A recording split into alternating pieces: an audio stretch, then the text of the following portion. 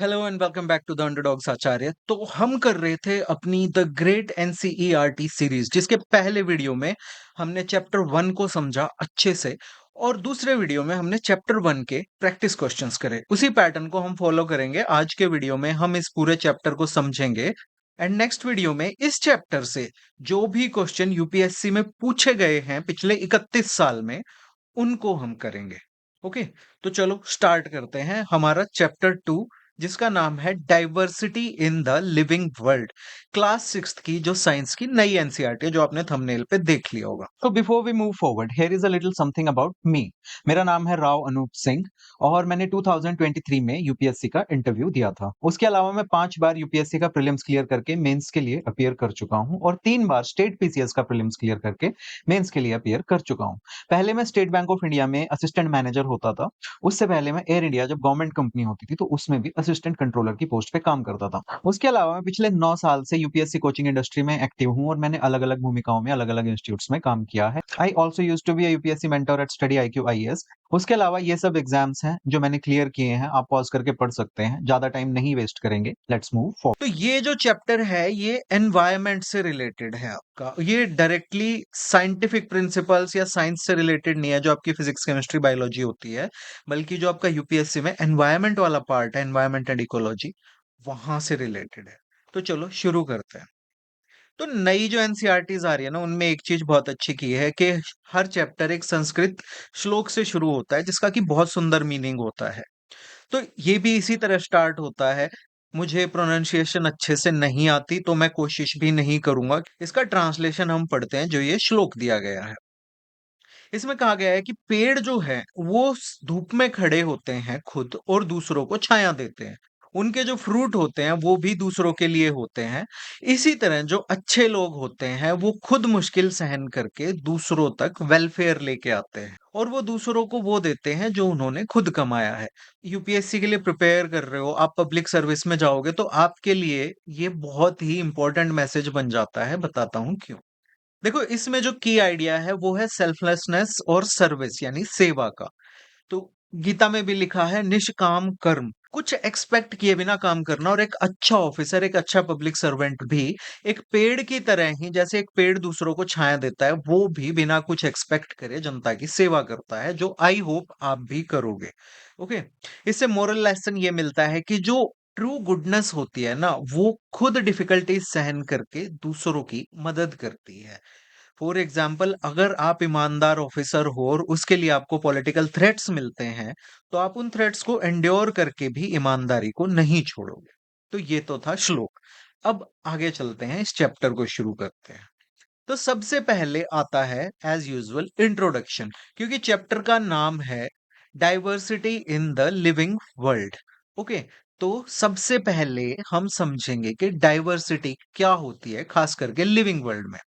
तो diversity in living world simply means जितने प्रकार के जीव जंतु और जिंदा चीजें जो हमारे आसपास हम देखते हैं, उन सब को हम डाइवर्सिटी कहते हैं, यानी भिन्नता, अलग अलग तरह के जीव जंतु, दैट इज डाइवर्सिटी। तो इसको इस तरह सोचो कि ये एक ह्यूज कलेक्शन है अलग अलग लाइफ फॉर्म्स यानी कि प्लांट्स हो गए, एनिमल्स हो गए, इंसेक्ट्स हो गए। प्लांट्स में भी श्रब्स हो गए, क्लाइंबर्स हो गए, ट्रीज हो गए, ग्रासेस हो गई। ऐसे ही एनिमल्स में आपके शेर, चीता वगैरह। तो ये सब डाइवर्सिटी है, जिसको हम अलग अलग तरीके से, जो नेचर ने चीजें बनाई हैं, जो भिन्नता है, उसे हम डाइवर्सिटी कहते हैं। तो इसको अगर हम सिंपली ब्रेक डाउन करें, तो what does diversity mean? Diversity means many different kinds. अब आपके पास आपके एग्जाम में जो पेन लेके जाते हो, तो उसमें आपके पास पेन्स की डाइवर्सिटी होती है। कोई जेल पेन होगा, कोई बॉल पेन होगा, कोई आपका रोलर पेन होगा, कोई पायलट पेन होगा। उसमें ब्रांड्स की डाइवर्सिटी होगी, कोई रेनल्ड्स का होगा, कोई मित्सुबिशी का होगा, इस तरह से। तो अलग अलग प्रकार की चीजें जो होती हैं, उनको उनको जब एक साथ देखते हैं, तो उसे हम डाइवर्सिटी कहते हैं। तो इस तो जब हम लिविंग थिंग्स में डाइवर्सिटी की बात करते हैं, तो हम कहते हैं different type of plants, different types of animals या अदर लिविंग क्रीचर्स, इसे हम डाइवर्सिटी इन लिविंग वर्ल्ड कहते हैं। और इसमें जो हमारा की कॉन्सेप्ट आता है, इसके लिए जो एक्चुअल वर्ड यूज होता है, वो है बायोडाइवर्सिटी, जिसको दो पार्ट्स में हम डिवाइड कर सकते हैं। Bio means living and diversity means भिन्नता। तो बायोडाइवर्सिटी जो हुई वो है वैरायटी ऑफ प्लांट्स, एनिमल्स और बाकी लिविंग ऑर्गेनिजम्स जो किसी एक पर्टिकुलर रीजन में रहते हैं, दैट इज बायोडाइवर्सिटी। तो ये इंपॉर्टेंट क्यों है, हम क्यों पढ़ रहे हैं इसके बारे में? तो क्योंकि हर लिविंग ऑर्गेनिज्म जो होता है ना एक इकोसिस्टम में, उसका एक स्पेसिफिक रोल होता है, उसकी इंपॉर्टेंस होती है, और उस फंक्शन को, उस रोल को हम कहते हैं उसकी इकोलॉजिकल नीश। ये वर्ड नीश प्रोनाउंस होता है, नीचे नहीं। तो नीश क्या होता है किसी भी स्पीशीज की? ओके, स्पीशीज यानी एक प्रकार के जीव जंतु की। फॉर एग्जाम्पल तुम्हारी मकड़ी है या शेर है या हाथी है, तो उसकी नीश का क्या मतलब हुआ कि वो कौन सा खाना खाता है, उसका हैबिटेट यानी वो कैसे एनवायरनमेंट में रहता है, वो बाकी स्पीशीज के साथ, बाकी जीव जंतुओं के साथ किस तरह से इंटरेक्ट करता है। यानी कि शेर है तो वो उनको खाएगा, हाथी जो है वो घास या पेड़ खाता है, जो आपके माइक्रोब्स होते हैं, बैक्टीरिया वगैरह, वो जो डेड प्लांट टिश्यू या एनिमल टिश्यू होता है उसको डीकंपोज करके खाद बनाते हैं, जिससे नए प्लांट्स को न्यूट्रिशन मिलता है। और उसका इकोसिस्टम में जो रोल है, जैसे मैंने अभी बताया वो, तो नीश क्या होती है किसी भी स्पीशीज की? उसका एक स्पेसिफिक फंक्शन या रोल जो एक इकोसिस्टम में प्ले करता है, और उसमें आते हैं आपके कि वो क्या खाना खाता है, कैसे एनवायरनमेंट में रहता है, बाकी स्पीशीज से कैसे इंटरेक्ट करता है, और इकोसिस्टम में उसका रोल क्या है। ओके। और ये क्वेश्चन इंपॉर्टेंट है क्योंकि यूपीएससी पूछ चुका है, जो हम अपने अगले वीडियो में करेंगे जब हम इस चैप्टर से रिलेटेड यूपीएससी के पीवाईक्यूज करेंगे। तो जैसे ट्रीज हैं तो उनका नीश क्या हुआ कि वो खाना प्रोवाइड करते हैं, शेल्टर प्रोवाइड करते हैं और ऑक्सीजन प्रोवाइड करते हैं, ये उनका नीश है, उनका रोल है। बर्ड्स की नीश क्या है कि वो सीड्स को स्प्रेड करते हैं। आपने देखा होगा जगह जगह पीपल के पौधे उगे होते हैं, खास करके पानी की पाइप के पास या इस जगह। वो क्यों होता है? क्योंकि बर्ड्स जो होते हैं वो पीपल के पेड़ पे उस पे जो फ्रूट होता है छोटा सा, उसको खाते हैं, और फिर जब वो जहां जाके पानी पीते हैं, जहां पे भी वो बीट करते हैं, वहां पे वो बीज गिरते हैं और वो उगते हैं। तो इस तरह से वो बीजों का जो फैलाव है उसको बढ़ाते हैं और इंसेक्ट्स की पॉपुलेशन को कंट्रोल करते हैं। ये तो सेल्फ एक्सप्लेनेटरी है। तो बहुत ही इंटरेस्टिंग स्टोरी है कि आपके जो एंडीज माउंटेन्स हैं उन पे कई हजार फुट की ऊंचाई पे एक लेक है, और उस लेक में सैल्मन जो फिश होती है वो पाई जाती है, जो कि वहां से जो नियरेस्ट रिवर है उससे 300 समथिंग माइल्स दूर है। और कोई कनेक्टिंग स्ट्रीम भी नहीं है कि सैल्मन वहां से, क्योंकि वो सैल्मन तो कूद सकती है ना, सो वो ऐसे पहुंच गई। तो रीजन क्या है कि एक जो ईगल्स होते हैं वो उस 300-400 किलोमीटर या माइल्स दूर जो नदी है वहां पे वो सैल्मन जो फिश होती है उसका शिकार करते हैं, और वहां से उस फिश के जो अंडे होते हैं, they pass those eggs in their waste, और वो जब वेस्ट गलती से उस लेक में गिरा तो that's how salmon got transferred to such a height so far from the river. इस तरह से लाइफ फॉर्म्स वो स्प्रेड होती हैं। अब इकोसिस्टम क्या होता है, पहले इकोसिस्टम देखते हैं। ओके, क्योंकि ये क्वेश्चन आता है आपके यूपीएससी में आ चुका है।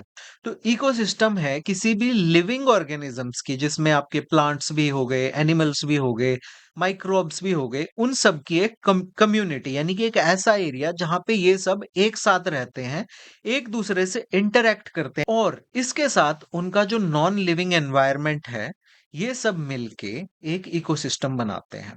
दोबारा से समझो, इकोसिस्टम जो होता है वो लिविंग ऑर्गेनिजम्स, अलग अलग तरह के प्लांट्स, एनिमल्स, माइक्रोब्स जब एक एनवायरनमेंट में रहते हैं, जैसे कि कैसी सॉइल है, कैसा वाटर है, कैसी एयर है, सनलाइट है, ज्यादा है, कम है, एक पर्टिकुलर एरिया में, तो उसे हम इकोसिस्टम कहते हैं।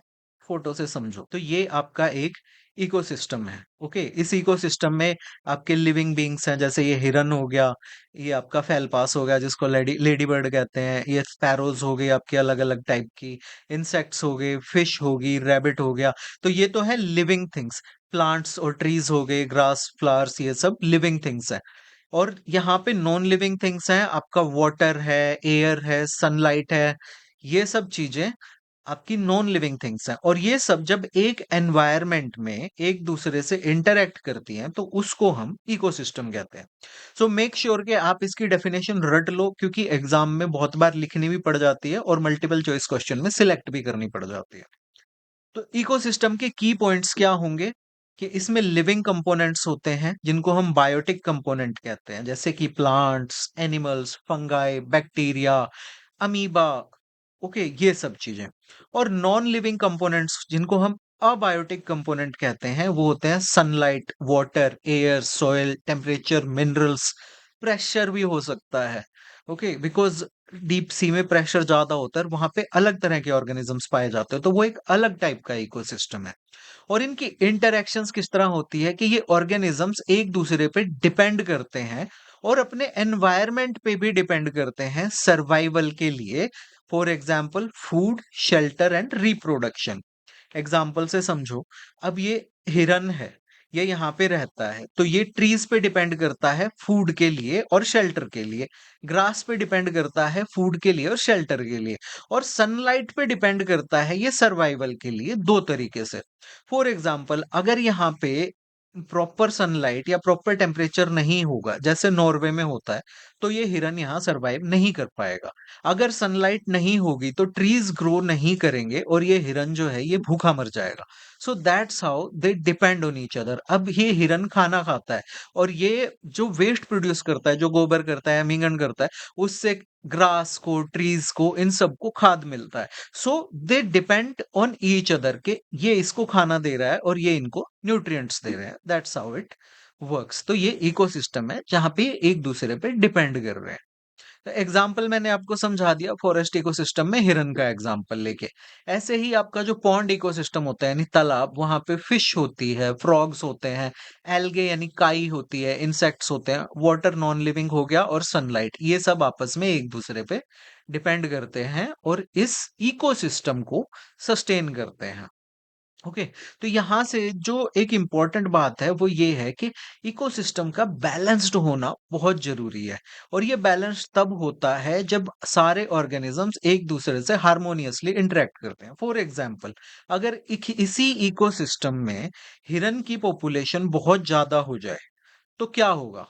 सारे पेड़ वो खा जाएगा, या वो सारे हिरन जो है खा जाएंगे, और ये जो एरिया है ये एक सेमी एरिड या डेजर्ट में कन्वर्ट हो जाएगा। इसी तरह अगर इस इकोसिस्टम में मान लो हिरन, नहीं सॉरी, यहाँ पे वॉल्व्स हैं, भेड़िए आ जाएं बहुत सारे, तो क्या होगा? हिरन जो है उनकी पॉपुलेशन खत्म हो जाएगी, तो एक अनबैलेंस हो जाएगा जिससे इकोसिस्टम डिस्ट्रॉय हो सकता है।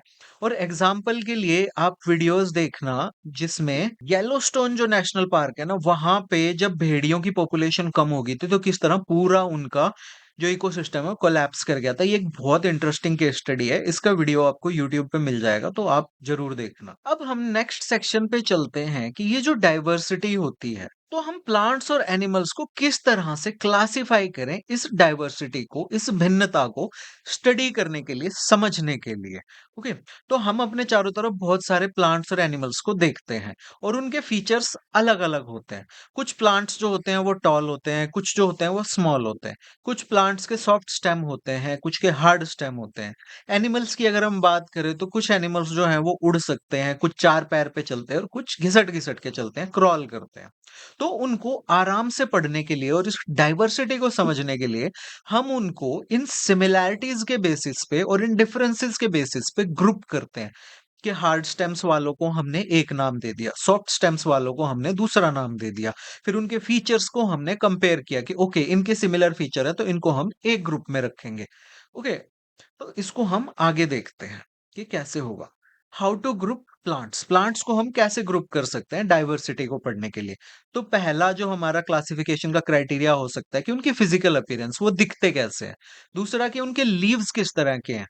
तीसरा उनकी रूट्स किस तरह की है, और चौथा उनके सीड्स किस तरह के। ये क्राइटेरिया है, आओ एक एक करके देखते हैं। तो सबसे पहला है हमारा on the basis of physical appearance. Plants की हम बात कर रहे हैं कि हम उनको उनकी हाइट के और उनका जो स्टेम है उसके नेचर के बेसिस पे ग्रुप कर सकते हैं। तो मैंगो है, मैंगो का जो आपका पेड़ है, सबने देखा होगा गांव में घर के आसपास, उसका जो हाइट होती है वो लंबा होता है, और स्टेम का जो कलर होता है वो ब्राउन होता है, स्टेम हार्ड होता है और बहुत मोटा तना होता है उसका। ओके, और उसकी जो ब्रांचेस होती हैं वो ग्राउंड के पास नहीं होती बल्कि ऊपर जाके होती हैं।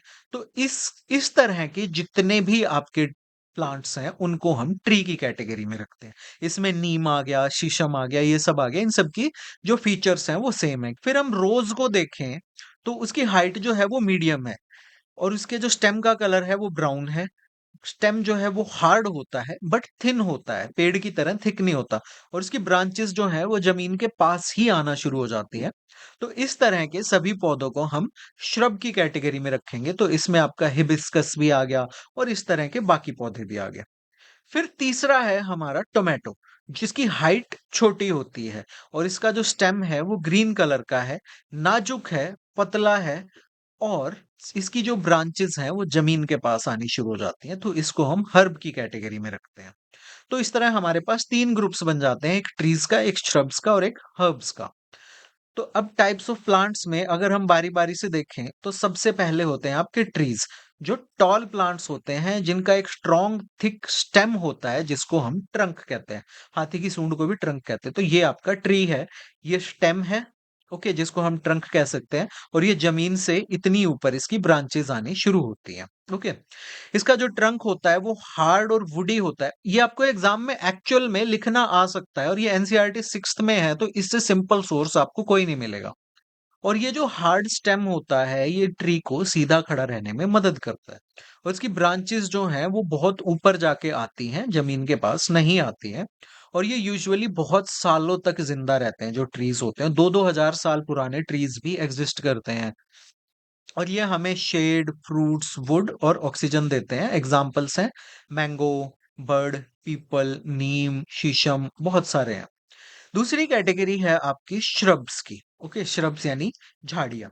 तो इसमें श्रब्स जो होते हैं वो मीडियम साइज प्लांट्स होते हैं, यानी कि ना ज्यादा बड़े ना ज्यादा छोटे। ट्रीज जितने बड़े भी नहीं होते बट हर्ब्स जितने छोटे भी नहीं होते। तो ये है आपकी रोज की श्रब। ओके, इनके स्टेम भी वुडी होते हैं बट ये ट्रीज से पतले होते हैं। और इनकी ब्रांचेस जो हैं वो ग्राउंड के पास से ही स्प्रेड आउट होना शुरू हो जाती हैं। आपने सबने देखा होगा हिबिस्कस, रोज एटसेट्रा को। श्रब्स बहुत सालों तक जिंदा रहती हैं बट जितने लंबे पेड़ जीते हैं उतना लंबा ये नहीं जी पाते। और इनको हम यूजुअली गार्डन्स में फ्लावर्स डेकोरेशन इस तरह से यूज करते हैं, जैसे रोज, हिबिस्कस, बोगनवेलिया एटसेट्रा। तीसरे होते हैं आपके हर्ब्स, जो कि छोटे प्लांट्स होते हैं जिनके सॉफ्ट ग्रीन और कमजोर स्टेम्स होते हैं, जैसे कि आपका टोमेटो हो गया। और ये जल्दी से ग्रो कर जाते हैं और बहुत शॉर्ट टाइम तक यानी सीजनली ही जिंदा रहते हैं, कि सर्दी में होंगे या गर्मी में होंगे या बारिश में होंगे। और इनको जनरली हम फूड, मेडिसिन या मसालों के लिए यूज करते हैं। एग्जाम्पल है आपका टोमेटो, कोरिएंडर या पुदीना। फिर एक चौथी आपकी और कैटेगरी है जिनको हम क्लाइंबर्स कहते हैं। नाम से ही समझ गए होंगे, जिनके स्टेम्स वीक होते हैं और वो खुद से सीधे नहीं खड़े रह पाते। और उनको या तो वॉल्स की, फेंसेस की या दूसरे ट्रीज की या स्टिक्स की जरूरत पड़ती है सीधा खड़ा होने के लिए, जैसे कि आपका मनी प्लांट हो गया। ओके, जनरली इनके टेंड्रिल्स होते हैं। टेंड्रिल्स यानी कि यहाँ पे छोटे-छोटे रेशे होते हैं जिनसे ये चीजों को पकड़ के उन पे क्लाइंब करते हैं। एग्जाम्पल है आपका मनी प्लांट या आपकी ग्रेप वाइन होगी, कुकुम्बर की बेल होगी, ये सब। अब आते हैं लास्ट में क्रीपर्स। तो क्रीपर्स जो हैं वो क्लाइंबर्स से अलग होते हैं, क्योंकि क्लाइंबर्स में टेंड्रिल्स होते हैं और वो ऊपर चढ़ सकते हैं। ये दोनों हैं बेल ही, क्लाइंबर्स भी और क्रीपर्स भी। बट फर्क क्या है कि क्लाइंबर्स ऊपर चढ़ते हैं, वहीं क्रीपर्स जो हैं वो जमीन पे फैलते हैं। ओके, क्योंकि इनमें टेंड्रिल्स नहीं होते जो पकड़ बना सकें किसी सरफेस पे। इनके स्टेम्स वीक होते हैं और ये सीधे नहीं खड़े हो पाते। जैसे ये आपकी कद्दू की बेल होगी या फिर आपकी तरबूज की बेल है, खरबूजे की बेल है, ये सब जमीन पे ही क्रीप करती हैं, बहुत लंबे एरिया को कवर करते हुए। स्ट्रॉबेरी होगी, ये सब चीजें। ओके, अब दूसरी जो क्लासिफिकेशन है प्लांट्स की, वो है आपकी on the basis of leaf venation. यानी कि हर लीफ में आपने पत्ते देखे होंगे तो उनमें एक पैटर्न होता है जिसको हम वेन्स कहते हैं।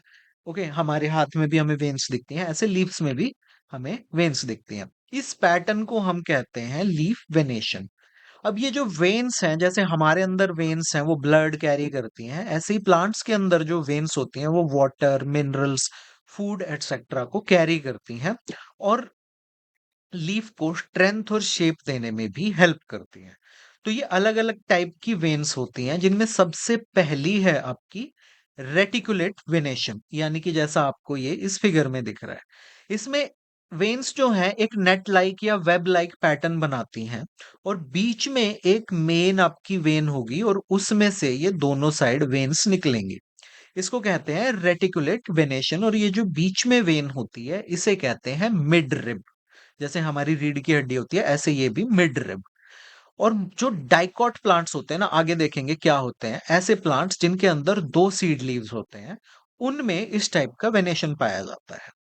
एग्जाम्पल है हिबिस्कस, रोज, मैंगो एटसेट्रा।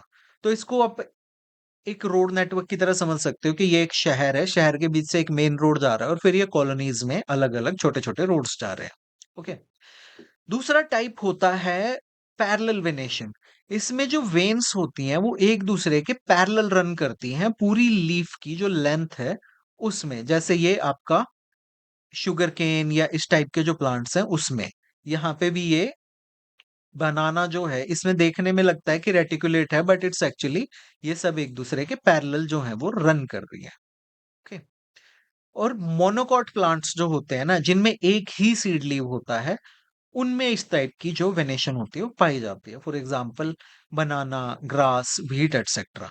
तो ऊपर वाले को आप रोड नेटवर्क से कंपेयर कर सकते हो बट इसको आप ट्रेन ट्रैक से कंपेयर कर सकते हो जो एक साइड से दूसरी साइड तक रन कर रही हैं एक दूसरे के पैरेलल। और तीसरा जो तरीका है प्लांट्स को क्लासिफाई करने का वो है on the basis of their root system.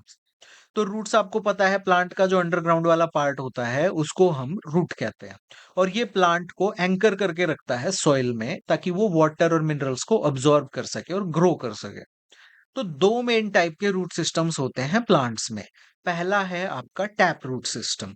तो जैसे रेटिकुलेट वेनेशन में एक वेन जा रही थी पत्ते में से और उसमें से निकल रही थी, सिमिलरली टैप रूट में भी आपकी एक वेन सीधी नीचे चली जाती है और बाकी फिर उसी में से साइडों में निकलती हैं। ये स्मॉल जो रूट्स होती है जो साइडों में निकलती हैं इन्हें कहते हैं लेटरल रूट्स। एंड अगेन जैसे रेटिकुलेट वेनेशन डाइकोट प्लांट्स में होता है ऐसे ही ये वाला जो टैप रूट सिस्टम है ये भी डाइकोट प्लांट्स में होता है जिनमें दो सीड लीव्स होते हैं। एग्जांपल है आपका मस्टर्ड, हिबिस्कस, मैंगो।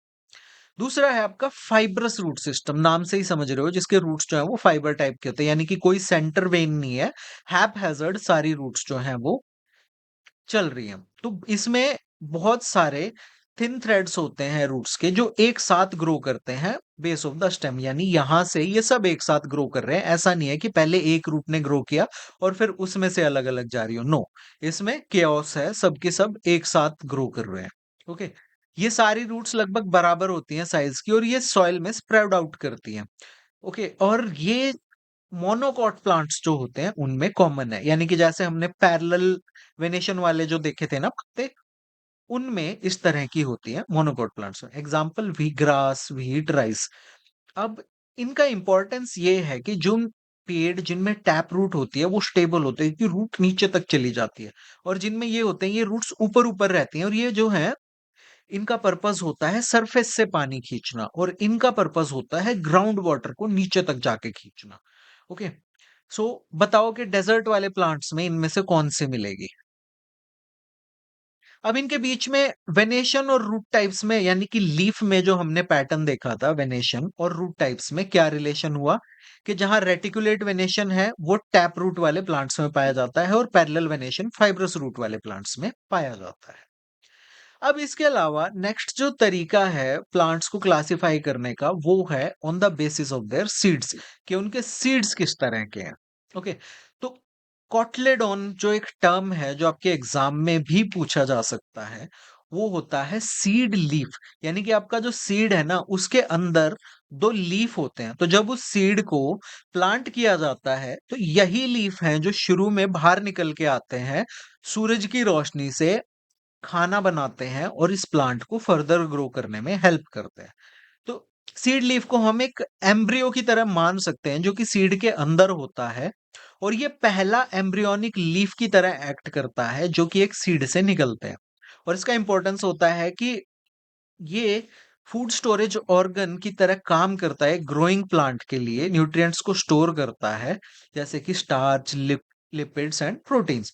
और पहले पत्ते जो ग्रो होते हैं वो फर्दर खाना बनाने में हेल्प करते हैं, ओके, फोटोसिंथेसिस करके, अंटिल उस प्लांट के ट्रू लीव्स जो हैं वो डेवलप करें।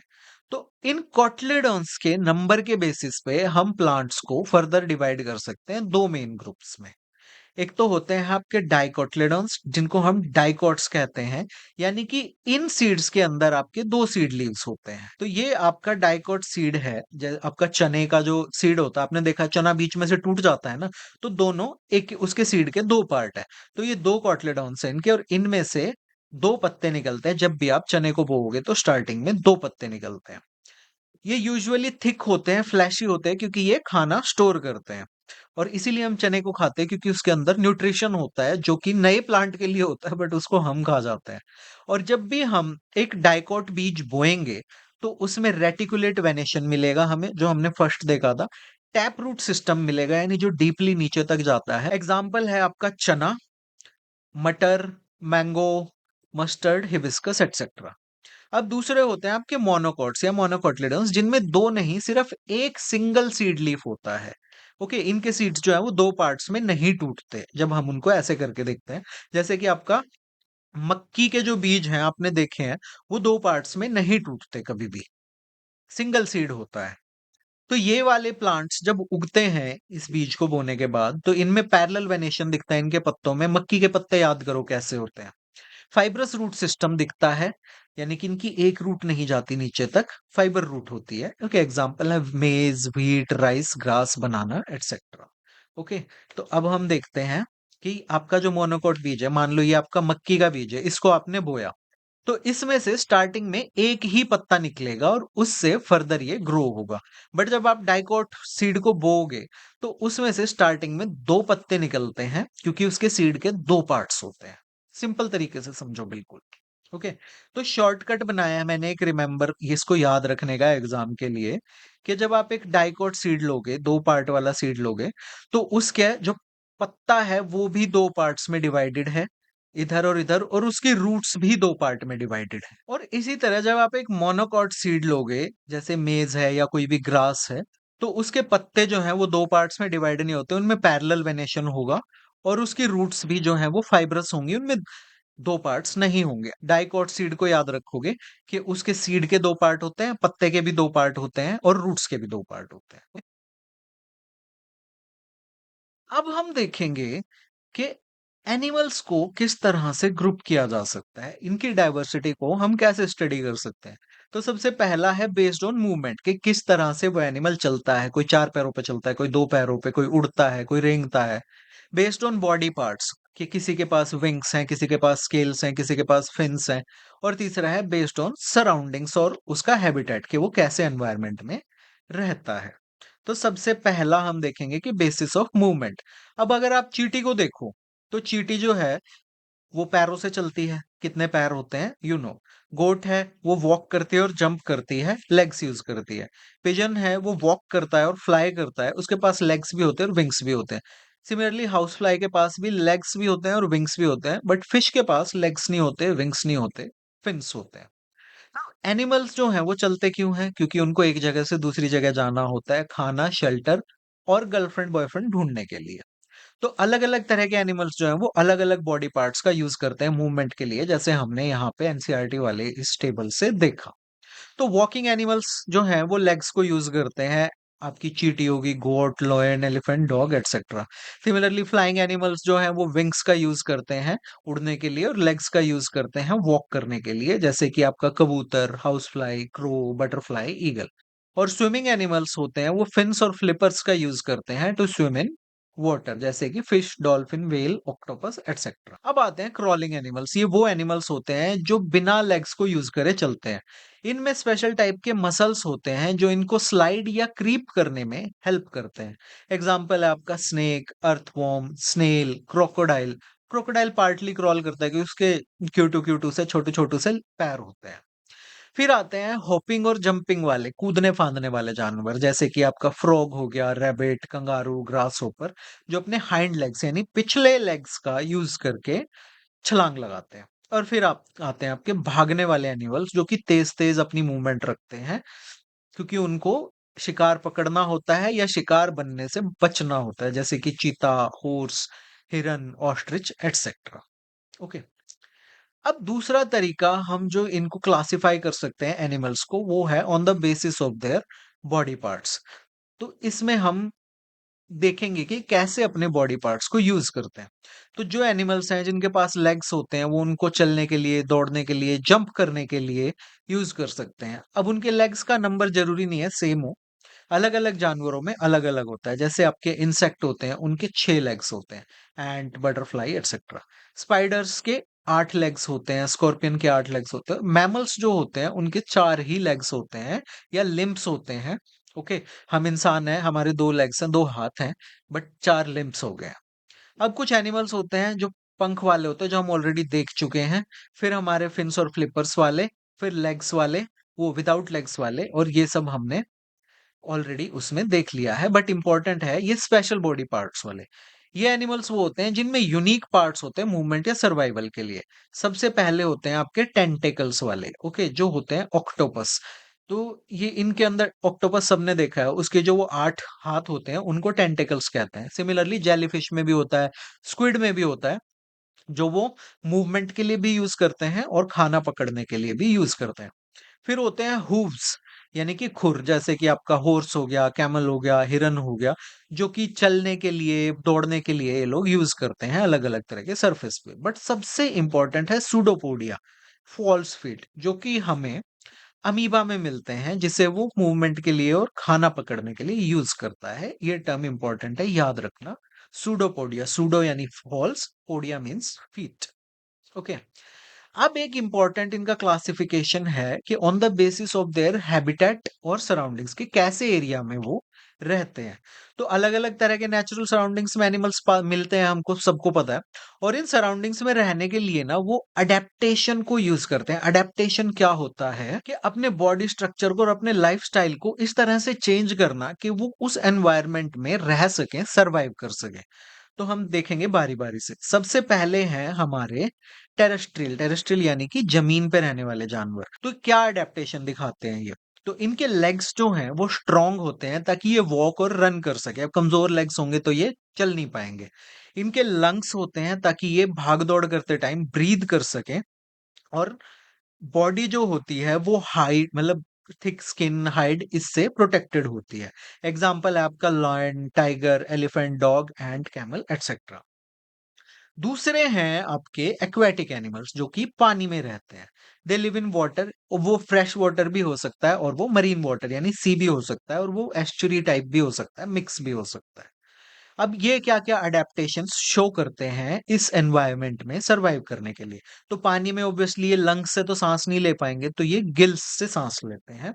या फिर इनके स्पेशलाइज्ड ऑर्गन्स होते हैं सांस लेने के लिए, जैसे कि जो फ्रॉग्स होते हैं वो पानी में सांस लेने के लिए उनकी जो स्किन होती है उससे सांस लेते हैं। फिर पानी में मूवमेंट के लिए इनके जो लिम्स होते हैं वो फिन्स या फ्लिपर्स में चेंज हो चुके होते हैं। और इनकी बॉडी जो है वो स्ट्रीमलाइन हो गई होती है, क्योंकि पानी का रेजिस्टेंस ज्यादा है। और स्ट्रीमलाइन बॉडी होगी, स्ट्रीमलाइन यानी कि इस तरह से नुकीली, जो कि हमारी फिश की बॉडी होती है, ताकि ये मूव करे आगे की तरफ, तो पानी का जो रेजिस्टेंस है वो कम हो सके। तो फिश, डॉल्फिन, व्हेल, ऑक्टोपस इस कैटेगरी में आते हैं। फिर आते हैं ना इधर के ना उधर के, दोनों जगह के एम्फीबियंस, जो कि लैंड और वाटर दोनों पे रहते हैं। इनकी स्पिन एडेप्टेशन ये है कि इनकी जो स्किन होती है ना, वो स्पेशल स्किन होती है ताकि ये पानी में सांस ले सकें। और इनके पास लंग्स भी हो सकते हैं, होते हैं, ताकि ये जमीन पे भी सांस ले सके। अब इसके एग्जांपल्स हैं आपका फ्रॉग, टॉड, सेलेमेंडर, और कौन से ऐसे जानवर हैं आप कमेंट्स में बता सकते हैं।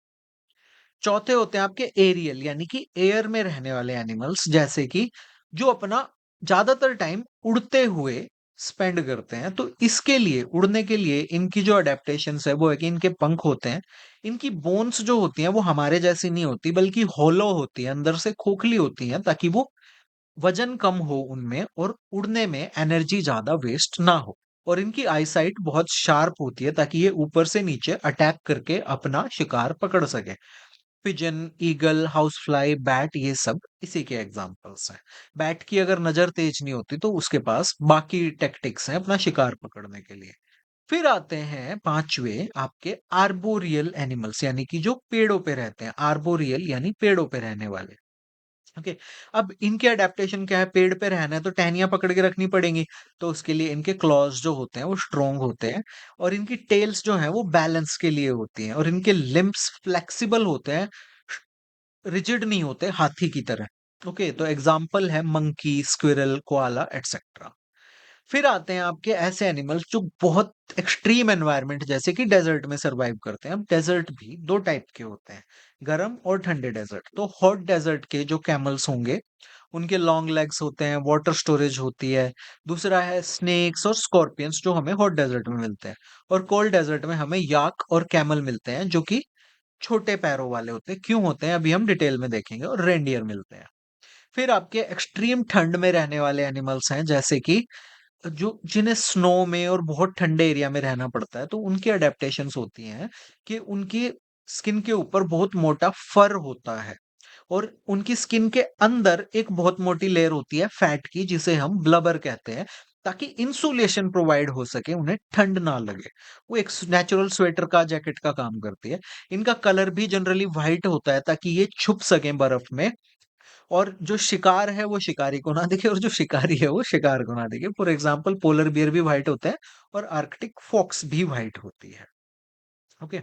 अब हम अडेप्टेशन की बात करेंगे क्योंकि ये यूपीएससी का एक फेवरेट टॉपिक है। तो हमने अडेप्टेशन देखा कि किस तरह से कुछ जानवर अपने बॉडी पार्ट्स को स्पेशली डेवलप कर लेते हैं, बॉडी की कवरिंग्स या उनकी हैबिट्स को चेंज कर लेते हैं, अपने बिहेवियर को चेंज कर लेते हैं ताकि वो एक स्पेसिफिक एनवायरनमेंट में सरवाइव कर सकें, रिप्रोड्यूस कर सकें। ओके। तो ये अडेप्टेशन स्ट्रक्चरल हो सकती हैं जिसमें उनकी body shape, body parts, body coverings आते हैं। ये फिजियोलॉजिकल हो सकती हैं जिसमें उनके बॉडी के अंदर के जो फंक्शन है वो चेंज हो जाते हैं जैसे कि स्वेटिंग, हाइबरनेशन एटसेट्रा। और ये बिहेवियरल हो सकती हैं जैसे माइग्रेट करना, रात को शिकार करना। तो प्लांट्स में जो सबसे पर्टिकुलर एग्जांपल है अडेप्टेशन का वो है आपके डेजर्ट प्लांट्स जैसे कि कैक्टस एटसेट्रा। तो इनके फीचर्स क्या होते हैं कि थिक फ्लैशी स्टेम होता है इनका। तो ये जो इनका स्टेम होता है ये एक वाटर टैंक की तरह काम करता है क्योंकि डेजर्ट्स में ज्यादा बारिश नहीं होती और ये जो प्लांट है ये अपने स्टेम्स के अंदर पानी स्टोर करके रखते हैं सर्वाइवल का। कैक्टस का जो आप स्टेम देखोगे स्पंजी होता है, उसमें पानी होता है और इनके लीव्स जो है ना वो चौड़े पत्ते नहीं होते, वो स्पाइंस में बदल चुके होते हैं, नुकीले कांटों में बदल चुके होते हैं। क्योंकि जितना बड़ा पत्ता होगा ट्रांसपायरेशन से और इवेपोरेशन से उतना ही ज्यादा पानी वो लूज करेगा और क्योंकि पानी डेजर्ट में ऑलरेडी बहुत कम होता है तो नॉर्मल लीव्स से ज्यादा पानी का लॉस होगा। तो कैक्टस अपने लीव्स को स्पाइंस में कन्वर्ट कर चुके हैं ताकि वो वाटर लॉस को कंट्रोल कर सके। तो अब अगर लीव स्पाइन में बदल गए तो फिर ये फोटोसिंथेसिस कैसे करेगा? तो इसके लिए इसने अपने स्टेम को ग्रीन कर लिया है ताकि ये स्टेम से फोटोसिंथेसिस कर सके। ओके। इनकी रूट्स जो होती हैं वो बहुत लंबी होती हैं और जमीन में नीचे तक जाती हैं ताकि ये अंडरग्राउंड वाटर को ढूंढ सकें और वहां से अपने आप को सरवाइव करने के लिए तैयार कर सके। और इनकी कुछ रूट्स जो होती हैं वो ऊपर भी स्प्रेड रहती हैं ताकि डेजर्ट में अगर कभी कभार बारिश आए तो ये उसको भी क्विकली अब्सॉर्ब कर सके। और ग्रीन स्टेम में आपको बता ही चुका हूँ फोटोसिंथेसिस। अब ये तो थे डेजर्ट प्लांट्स। तो माउंटेन प्लांट्स कैसे सरवाइव करते हैं? तो उनकी शेप जो है ना वो कॉनिकल होती है। क्रिसमस ट्री देखा है ना तुमने? तो उनकी शेप कॉनिकल होती है। तो इसका एक पर्टिकुलर रीजन होता है कि जब ऊपर से बर्फ गिरे और क्योंकि बर्फ भारी होती है और अगर ये टहनी सीधी होगी और इस पे बर्फ डिपॉजिट होगी तो ये टूट जाएगी। तो ऊपर से जब बर्फ गिरती है और शेप कॉनिकल है तो ये बर्फ लुढ़क के नीचे चली जाती है और इनके ऊपर बोझ नहीं पड़ता और ये टूटते नहीं है। ओके। दूसरा है कि इनकी ब्रांचेस जो हैं वो स्लोपिंग होती है और फ्लेक्सिबल होती है यानी कि नॉर्मल पेड़ है उसकी ब्रांचेस इस तरह से होती हैं, ऐसे ऐसे ऐसे। बट इनकी ब्रांचेस ऐसे होती हैं, स्लोपिंग, ताकि स्नो ऊपर से गिरे तो ब्रांचेस टूटे ना, वो स्नो लुढ़क जाए। इनके लीव्स भी नीडल शेप्ड होते हैं। आपने अगर क्रिसमस ट्री पास से देखा है तो इसके जो लीव्स होते हैं बहुत पतले होते हैं क्योंकि ठंडे एरियाज में भी वाटर जो है, ह्यूमिडिटी है, उसकी प्रॉब्लम होती है। तो ये जो पतले लीव्स हैं ये वाटर लॉस को रोकते हैं और ठंडे और विंडी क्लाइमेट में सरवाइव करने में हेल्प करते हैं।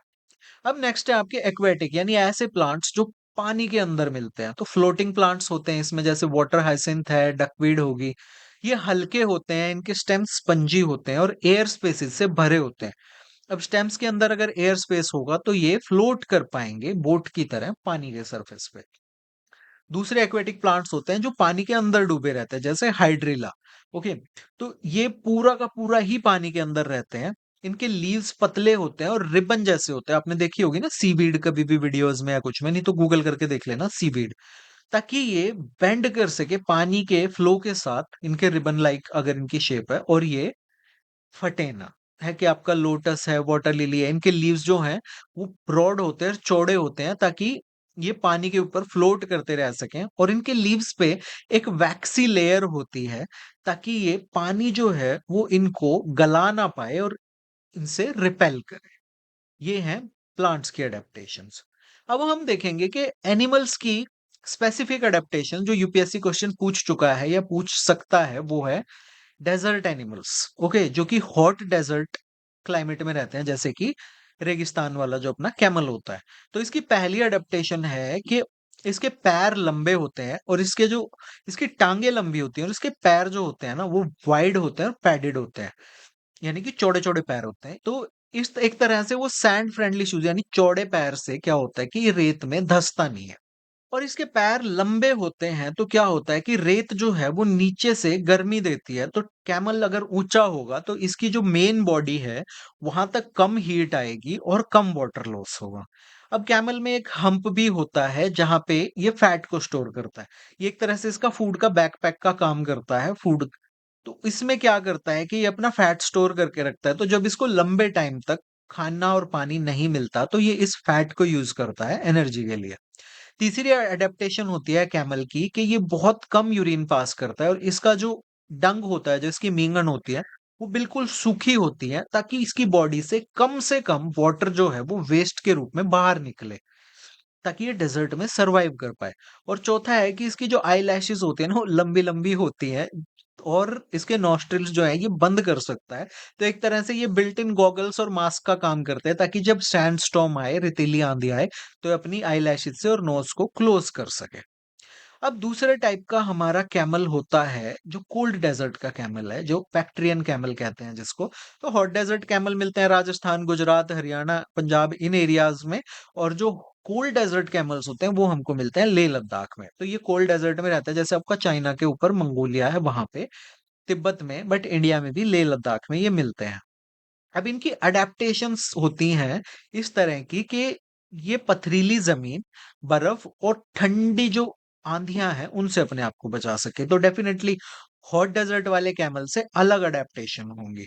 तो पहली अडेप्टेशन है कि इसकी जो बैक है उसके ऊपर एक नहीं दो हम्प्स होते हैं, जिसमें फैट और फैट को स्टोर करता है, वाटर को नहीं। अब ये फैट जो है ये एक फूड रिजर्व का काम करता है, ताकि जब इसको लंबे टाइम तक खाना ना मिले तो इसको यूज कर सके। और ये जो दो हम्प है, इसका मतलब है कि नॉर्मल जो आपका रेगिस्तान, जो गर्म रेगिस्तान वाला कैमल है, उससे ज्यादा खाना ये स्टोर कर सकता है।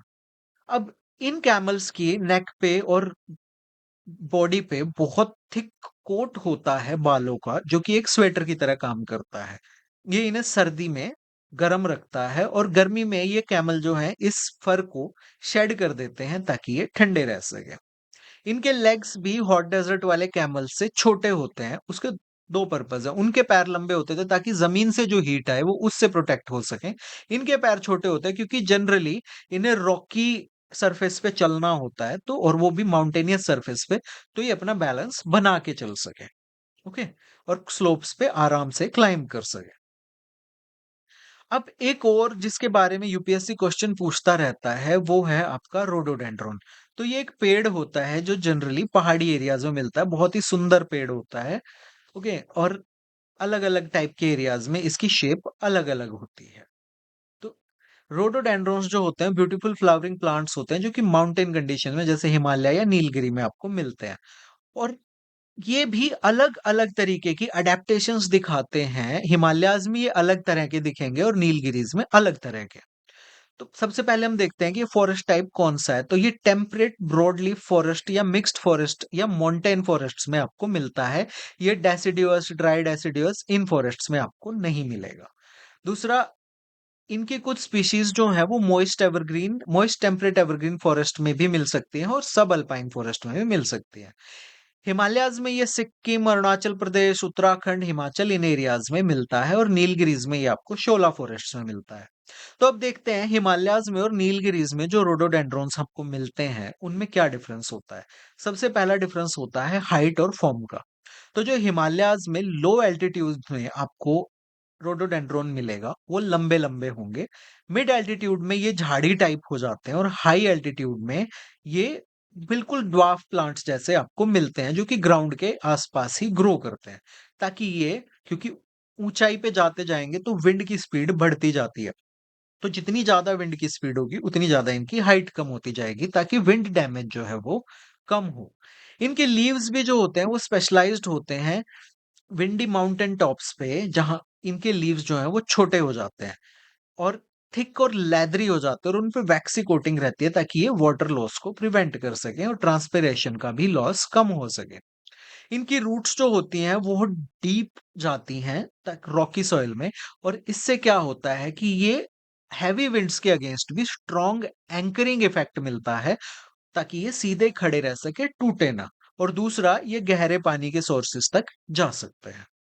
दूसरी है इनकी फिजियोलॉजिकल अडेप्टेशंस क्या होते हैं, इंटरनल क्या प्रोसेस होते हैं जिससे ये इतने एनवायरनमेंट्स में सरवाइव कर सकते हैं। तो पहला है कोल्ड टॉलरेंस, कि ये फ्रीजिंग टेम्परेचर्स में सरवाइव करते हैं। इसके लिए एक स्पेशल ट्रिक होती है कि ये थर्मोनास्टिक जो इनकी लीफ मूवमेंट है, यानी कि पत्ते जो हैं, जैसे ही मौसम ठंडा होता है इनके पत्ते कर्ल कर जाते हैं, मुड़ जाते हैं। ओके, इससे क्या होता है कि ठंडी रात में, ठंडे टेम्परेचर में ये सेल डैमेज से और फ्रॉस्ट डैमेज से इनको प्रोटेक्शन मिलती है। दूसरा, इनका ग्रोथ रेट जो है वो स्लो होता है क्योंकि माउंटेन की जो सॉइल है उसमें बहुत कम न्यूट्रिएंट्स होते हैं। और दूसरा, माउंटेन्स पे ठंड होती है तो ग्रोइंग सीजन भी कम होता है, वो सीजन जब थोड़े बहुत टाइम वहां पे गर्मी हो। तो इसलिए रोडोडेंड्रॉन्स जो हैं वो बहुत ही स्लोली ग्रो करते हैं, अपनी एनर्जी को सेव करते हैं और कम रिसोर्सेज के साथ भी सरवाइव कर पाते हैं। तीसरा है इनका एवरग्रीन नेचर। ये कभी भी अपने पत्ते झाड़ते नहीं हैं और इससे क्या होता है कि पूरे साल फोटोसिंथेसिस चलता रहता है, चाहे सनलाइट कम हो या ज्यादा हो, और इनको बार-बार अपने पत्ते उगाने की जरूरत नहीं पड़ती और ये ग्रो करते रहते हैं। और लास्ट है इनकी जेनेटिक अडेप्टेबिलिटी, यानी कि इनकी जो जेनेटिक डाइवर्सिटी है ना वो बहुत हाई है। इसलिए इन ये नीलगिरीज में भी सरवाइव करते हैं, लोअर हिमालयाज में भी सरवाइव करते हैं, मिडल में भी और अपर में भी। इन सब जगह पे ये सरवाइव कर पाते हैं। ओके, अब इंडिया में ये कहाँ-कहाँ पाए जाते हैं? तो हिमालयाज़ का ये पूरा एरिया है जहाँ पे रोडोडेंड्रॉन्स मिलते हैं आपको। ओके, और उसके अलावा साउथ में जो वेस्टर्न घाट्स का सदर्न पार्ट है, नीलगिरी हिल्स एटसेट्रा, वहाँ पे रोडोडेंड्रॉन्स आपको मिलते हैं। अब नेक्स्ट जो है वो है कि बुक में 2 साइंटिस्ट्स के बारे में बात की गई है, जिनमें पहली हैं जानकी अमात, जिनका बर्थ हुआ था 1897 में और 1984 में शी पास्ड अवे। तो ये फेमस इंडियन बॉटनिस्ट थी। बॉटनिस्ट होते हैं वो साइंटिस्ट जो प्लांट्स को स्टडी करते हैं, और इन्होंने बहुत काम किया एनवायरनमेंट और इंडिया की प्लांट डाइवर्सिटी को प्रोटेक्ट करने के लिए। और एक मूवमेंट हुआ था silent safe silent valley movement, जिसके बारे में हम अभी पढ़ेंगे। उसमें भी इन्होंने की रोल जो है वो प्रोटेक्ट किया, और जिससे एक डैम प्रोजेक्ट को रोका गया जिससे कि केरला का जो रेन फॉरेस्ट इकोसिस्टम है उसे बचाया जा सका। She was head of botanical survey of India जिस and she started programs to record and preserve India's plants.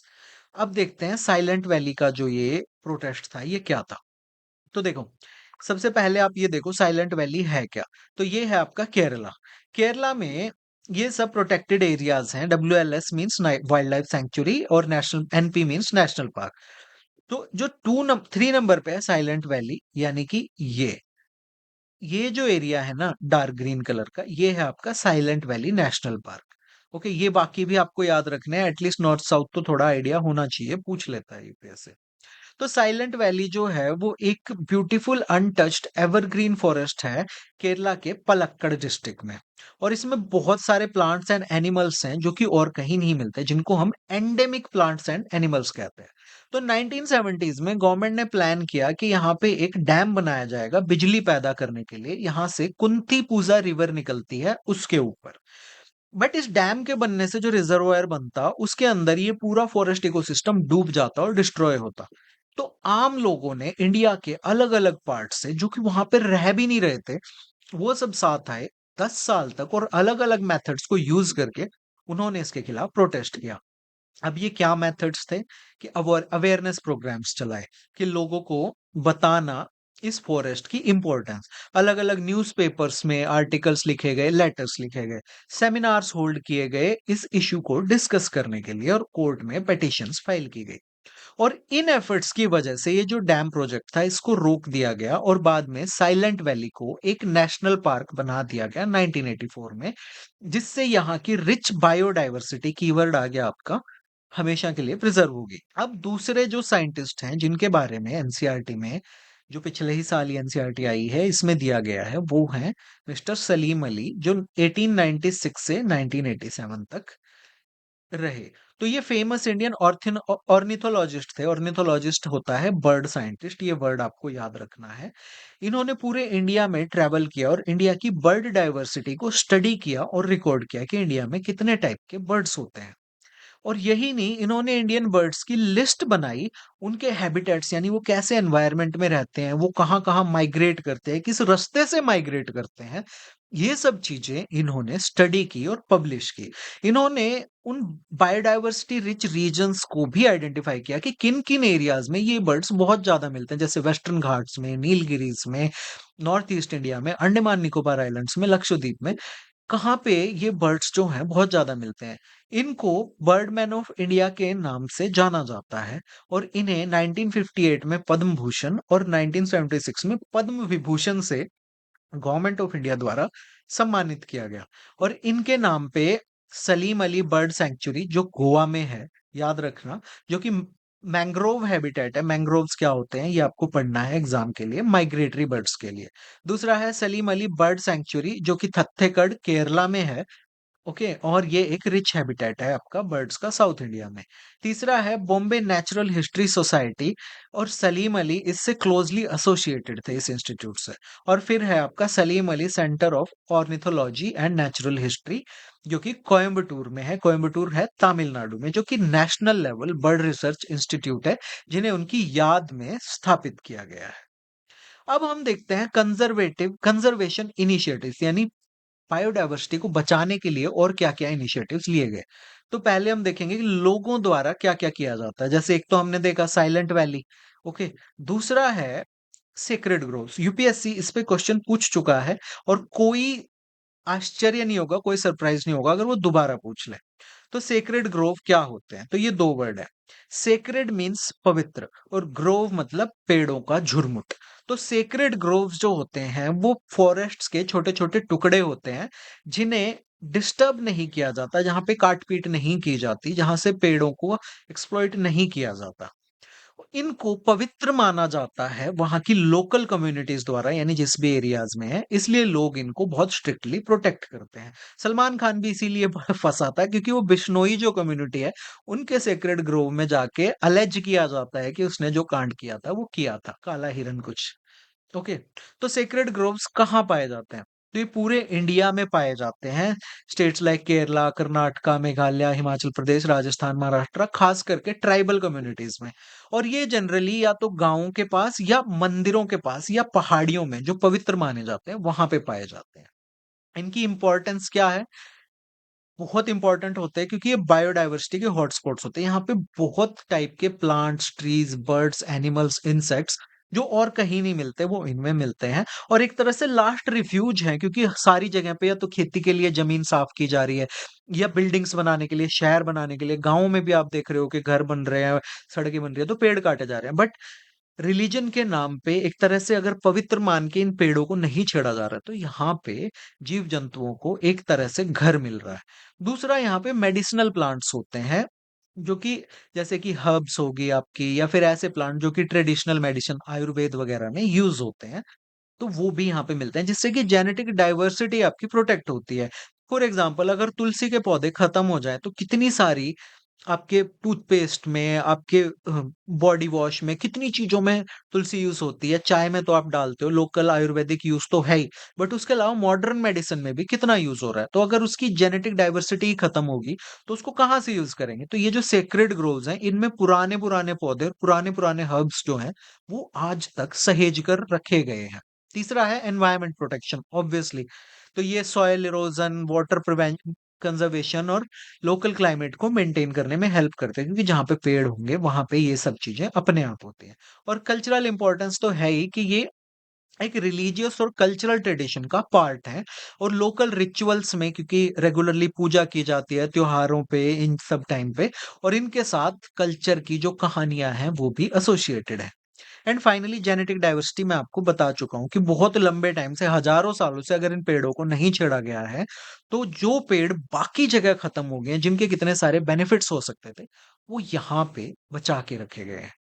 तो इनकी प्रोटेक्शन के लिए रूल होते हैं कि इनको काटा नहीं जाएगा, हर पेड़ जो है वो पवित्र माना जाता है। इस एरिया में कोई हंटिंग नहीं की जाती है, एनिमल्स को हार्म नहीं किया जाता, वाइल्ड लाइफ को पूरी तरह प्रोटेक्ट किया जाता है।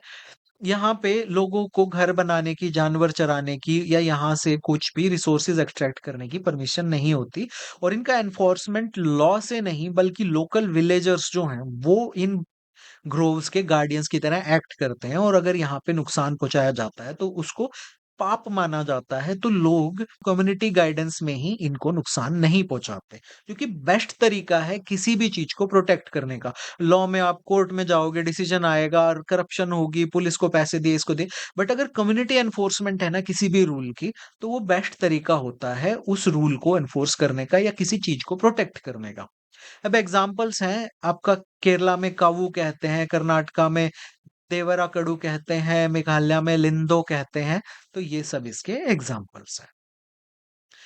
अब ये तो था लोगों द्वारा कैसे डाइवर्सिटी को, बायोडाइवर्सिटी को प्रिवेंट किया जा वो प्रिजर्व किया जाता है। गवर्नमेंट क्या करती है? तो ये आपकी बुक में ही दिया गया है। प्रोजेक्ट टाइगर 1973 से अभी तक चल रहा है। क्यों लॉन्च किया गया था? क्योंकि 1970s तक हमारे देश में टाइगर्स के जो नंबर है वो बहुत कम हो गए थे, क्योंकि हंटिंग, पोचिंग और उनके फॉरेस्ट का डिस्ट्रक्शन बहुत ज्यादा हो रहा था। अब टाइगर जो है हमारा नेशनल एनिमल है और वही खत्म होने वाला था, तो गवर्नमेंट की थोड़ी आंख खुली, और 1973 में गवर्नमेंट ऑफ इंडिया ने कहा कि भाई ई ना चलवे, तो उन्होंने प्रोजेक्ट टाइगर शुरू किया। तो इसमें उन एरियाज को जहां पे टाइगर्स मिलते हैं, उन फॉरेस्ट को टाइगर रिजर्व डिक्लेयर कर दिया गया। यहाँ पे हंटिंग कंप्लीटली, यहाँ पे नहीं पूरे इंडिया में हंटिंग कंप्लीटली बैन कर दी गई, और टाइगर की प्रोटेक्शन और उनके जो जिन एनिमल्स को वो खाते हैं उसकी बहुत स्ट्रिक्ट प्रोटेक्शन के प्रोविजंस दिए गए, कि आप जंगली सुअर को, हिरन को, इनको भी नहीं मार सकते, क्योंकि तुम इनको ही मारना शुरू कर दोगे तो टाइगर्स अपने आप खत्म हो जाएंगे। और जिन एरियाज में टाइगर रहते हैं उन फॉरेस्ट्स की डिस्ट्रक्शन पे रोक लगाई गई, और वहां पे ह्यूमन इंटरफेरेंस को कम किया गया। तो 1973 में 9 टाइगर रिजर्व थे, आज 50 हैं, और 75,000 स्क्वायर किलोमीटर का एरिया आज हमारे देश में टाइगर रिजर्व के अंडर है। और इसका इम्पैक्ट बहुत सिग्निफिकेंट हुआ है, जो कि बहुत अच्छी बात है। टाइगर्स के नंबर जो है बहुत सिग्निफिकेंटली रिकवर हुए हैं। इंडिया में आज वर्ल्ड की सबसे बड़ी टाइगर पॉपुलेशन है, 3000 से ज्यादा टाइगर्स हैं, और फेमस रिजर्व्स हैं आपके Jim Corbett, Ranthambore, Bandhavgarh, Sundarbans, Kanha. But एक प्रॉब्लम ये है कि क्योंकि 1973 70s तक आते हैं, टाइगर्स के नंबर बहुत कम हो गए थे, तो आज जितने भी टाइगर्स हैं वो उन्हीं टाइगर्स के वंशज हैं। तो जेनेटिक डाइवर्सिटी जो है ना वो बहुत कम है। इसकी वजह से जो हमारे व्हाइट टाइगर या ब्लैक टाइगर्स हैं, वो उनका नंबर देखने को ज्यादा मिल रहा है, और जहां पे भी व्हाइट टाइगर या ब्लैक टाइगर म्यूटेशंस होती हैं, दैट मीन्स ये एक जेनेटिक म्यूटेशन है। दैट मीन्स जो जेनेटिक पूल है टाइगर्स का वो बहुत शैलो है, क्योंकि ये एक लिमिटेड नंबर ऑफ एंसेस्टर्स से आ रहे हैं। तो इसकी प्रॉब्लम ये होती है कि अगर कोई एक बीमारी आती है, तो वो बहुत ज्यादा टाइगर्स को वाइप आउट करने की क्षमता रखेगी, क्योंकि जेनेटिक डाइवर्सिटी कम है। जेनेटिक डाइवर्सिटी अगर ज्यादा होती है, तो ऐसी कोई महामारी टाइगर्स को, जैसे लॉयंस में भी आई थी थोड़े दिन पहले, और बहुत सारे लॉयंस मर गए थे, क्योंकि उनका भी जेनेटिक पूल जो है वो बहुत शैलो है और एक लिमिटेड एरिया में ही वो पाए जाते हैं। और सेम चीज हम चीता प्रोजेक्ट में भी आगे देखेंगे। तो चीता रीइंट्रोडक्शन प्रोजेक्ट क्या है? 2022 में, मतलब पहले बैकग्राउंड समझो। 1952 में चीता को एक्सटिंक्ट डिक्लेयर कर दिया गया, जो कि एक टाइम पे इंडियन ग्रासलैंड्स में खुले घूमते थे और लाखों की संख्या में मिलते थे। रीजन एक ही था कि बहुत भयंकर हंटिंग होती थी और हैबिटेट लॉस होता था। अब ये जो प्रोजेक्ट है चीता रीइंट्रोडक्शन प्रोजेक्ट, इसका एम है कि चीतास को दोबारा से इंडिया के ग्रासलैंड इकोसिस्टम में रीइंट्रोड्यूस करना। तो कैसे करें? इंडियन चीता तो खत्म हो गए, तो अफ्रीका से चीता लाए गए। सितंबर 2022 में 8 अफ्रीकन चीता को नामीबिया से मध्य प्रदेश के कूनो नेशनल पार्क में लेके आया गया, और बाद में कुछ और चीता जो है वो साउथ अफ्रीका से लाए गए। तो पहले इन चीता को ऐसा नहीं है कि लाए और खुले छोड़ दिए, पहले एनक्लोजर में रखा जाता है, एक एरिया को डिमार्क कर दिया जाता है, उसके बाड़ लगा दी जाती है और वहां पे इनको खुला छोड़ा जाता है, और फिर इनको ग्रेजुअली जंगल में छोड़ा जाता है जब ये उस एनवायरनमेंट को अडेप्ट कर लेते हैं। इनको रेडियो कॉलर से कॉन्स्टेंटली मॉनिटर किया जाता है, बट इन रेडियो कॉलर्स की वजह से कहते हैं बहुत सारे चीताज की डेथ हो गई है, क्योंकि इसे इन्फेक्शन होना शुरू हो गया था। अब इनको चैलेंजेस क्या मतलब अफ्रीका से यहाँ लाए तो चैलेंजेस क्या है? सबसे पहला तो यहाँ पे हीट ज्यादा है, गर्मी ज्यादा है। दूसरा, यहाँ पे जानवर अलग टाइप के हैं जिनको प्रे बेस बोलते हैं, जिनको प्रे मीन्स शिकार। अफ्रीका में कुछ और शिकार करते थे, यहाँ पे वो जानवर नहीं मिलते हैं। तीसरा, conflict with leopards and villages. अब कुछ चीता जो हैं वो मर गए हैं, बट इनकी ब्रीडिंग भी स्टार्ट हो गई है, बट क्योंकि लिमिटेड नंबर है, आप ऐसा तो है नहीं 1000 चीता लाके यहाँ पे रखोगे, ज्यादा से ज्यादा क्या करोगे? 200 ले आओगे। बट कल को 10 साल बाद, 20 साल बाद, 30 साल बाद इन अगर 2000 चीता इंडिया में होते हैं, तो वो एक लिमिटेड जेनेटिक पूल से आए हैं, इन 200 चीता से आए हैं। तो सेम प्रॉब्लम जो हम लॉयंस और टाइगर्स में देख रहे हैं आज की, अगर कोई भयंकर बीमारी आती है तो पूरी पॉपुलेशन को वाइप आउट करने का उसमें पोटेंशियल होगा। ये थ्रेट हमेशा बनी रहेगी। अब गोल क्या है कि एक सेल्फ सस्टेनिंग पॉपुलेशन जो है वो चीताज की इंडिया में रिवाइव की जाए। और नेक्स्ट हम देखेंगे, अब ये जेनेटिक वाली हम इंसानों में भी देखते हैं, कहते हैं ना कि गोत्र देख के शादी नहीं करते, बिकॉज गोत्र means same genetic lineage, common ancestor. तो अलग गोत्र में करते हैं, दूर जाके करते हैं, तो दूर जाके शादी करते हैं, तो जो ऑफस्प्रिंग होते हैं, बच्चे होते हैं, वो हेल्दी होते हैं, क्योंकि जेनेटिक डाइवर्सिटी बनी रहती है। Same goes for animals. अब नेक्स्ट है आपका ग्रेट इंडियन बस्टर्ड जो प्रोग्राम है वो। ओके, यहां देखते हैं। तो great Indian bustard already UPSC पूछ चुका है, आगे भी पूछ सकता है। इस साल बहुत बार न्यूज में ये रह चुका है। 7 अगस्त को ग्रेट इंडियन बस्टर्ड की न्यूज थी, फिर 24 जुलाई को भी थी, फिर नेक्स्ट आप देखोगे कि ये आपकी 7 जनवरी को भी थी 2025 में, 5 अप्रैल को भी थी, और ये मैंने कुछ एग्जाम्पल दिए हैं, और ये यहाँ पे हम देखें तो फिर 7 जून को भी थी। तो बार बार ग्रेट इंडियन बस्टर्ड जो है वो न्यूज में आ रहा है, तो कोई बड़ी बात नहीं है 2026 या 27 में इस पे क्वेश्चन आ जाए। तो क्या है इसका कंजर्वेशन का प्रोग्राम, क्यों लॉन्च किया गया? तो ग्रेट इंडियन बस्टर्ड जो है वो एक क्रिटिकली एंडेंजर्ड बर्ड है, बहुत ज्यादा एंडेंजर्ड है। इसके सिर्फ 200 ही पक्षी बचे हैं, जो कि ज्यादातर राजस्थान में है। इसको क्या थ्रेट्स हैं, क्यों इसकी पॉपुलेशन कम हो रही है? कि ये ग्रास लैंड्स में रहता है, तो ग्रास लैंड्स जो है वो खेतों में कन्वर्ट हो चुके हैं। दूसरा, पावर लाइंस, बिजली की तारों से टकरा के इसकी डेथ होती है, और बहुत ज़्यादा हंटिंग हो रही थी खाने के लिए इसकी। जैसे लोग, ये पक्षी है तो इसको खाने के लिए भी मार देते थे। ओके, तो अब क्या स्टेप्स लिए गए हैं कि जिन एरियाज में ग्रेट इंडियन बस्टर्ड पाया जाता है, उन एरियाज को प्रोटेक्टेड एरिया डिक्लेयर कर दिया गया है, राजस्थान, गुजरात और महाराष्ट्र में। दूसरा, एक ब्रीडिंग और कंजर्वेशन सेंटर भी सेटअप किया गया है, डेजर्ट नेशनल पार्क राजस्थान में। ये नाम इंपॉर्टेंट है, याद रखना। और तीसरा, सुप्रीम कोर्ट ने पावर कंपनीज को ऑर्डर किया है कि आपकी जितनी भी हाई टेंशन वायर्स हैं उनको अंडरग्राउंड लेके जाओ, आप खंभों से ऊपर से नहीं लेके जाओगे। अब इसका इंपॉर्टेंस क्या है कि ग्रेट इंडियन बस्टर्ड को इंडियन ग्रासलैंड का फ्लैगशिप बर्ड कहा जाता है, और इसको सेव करने का मतलब है ग्रासलैंड का पूरा इकोसिस्टम सेव करना, और वहां की स्पीशीज को सेव करना। डिटेल में हम किसी दिन ग्रेट इंडियन बस्टर्ड का वीडियो करेंगे तो डिटेल में देखेंगे। नेक्स्ट वीडियो में हम इसके करेंगे यूपीएससी प्रीलिम्स में जो इससे क्वेश्चन आ चुके हैं, वो सब क्वेश्चंस। रोडोडेंड्रॉन पे क्वेश्चन आया है, डेजर्ट नेशनल पार्क पे आया है, एम स्ट्राइप्स पे टाइगर, सब करेंगे। और इस वीडियो का पीडीएफ आपको मेरे टेलीग्राम चैनल पे मिलेगा, जिसका क्यूआर कोड यहाँ पे आपको दिया गया है। आप ये नाम लिख के भी सर्च कर सकते हैं, लिंक भी आपको डिस्क्रिप्शन में दिया जाएगा। ये एनसीईआरटी की पूरी प्लेलिस्ट बनाई जाएगी, सारी एनसीईआरटीज को करवाया जाएगा। So you were watching the underdogs Acharya. Thank you for watching. Like share subscribe, क्योंकि अभी आपका लाइक ही मेरी कमाई है। Have a great day.